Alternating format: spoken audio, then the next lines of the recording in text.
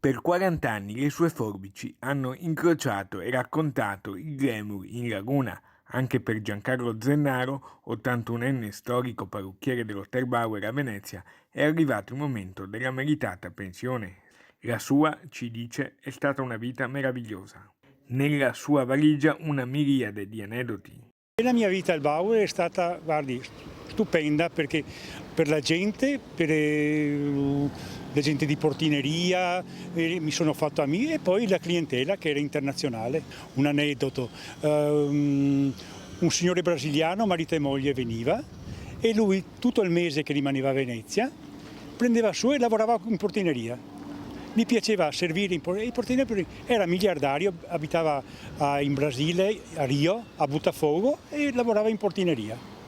Un altro discorso potrebbe essere in quel periodo un ricco Maharaja viene, prende tutto il piano nobile, bloccano tutto, nessuno può passare, nessuno può andare e lui non si vedevano quasi mai e prima di andare via a tutti quanti quelli che gli avevano servito, e le ha regalato un Rolex.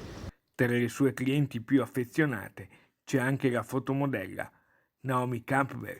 Un giorno Naomi arrivò a Venezia e chiese di lui per un taglio, ma una donna stupenda e di una gentilezza unica, che tutti dicono, però mi aveva raccomandato una cosa: non parli, non mi racconti niente, non voglio sapere niente, io voglio alzarmi, stare tranquilla e basta. Io ho fatto come ed è stato un connubio perfetto. Era venuta da Londra e aveva telefonato che l'aereo era in ritardo a Venezia. Mi chiedono se potevo fermarmi in negozio, dunque erano le 8, però alle 10, 10 e mezza hanno telefonato che non arrivavano. Non arrivavano perché dovevano andare prima da Cipriani all'Aris Bar a cena, perché sennò Enrico non avrebbe più dato, più dato da mangiare. Allora sono andati prima a mangiare, sono usciti all'1 di notte e praticamente mi ha saldato con una grossa mancia e mi ha detto: guardi, vado a dormire, non ho più voglia di niente.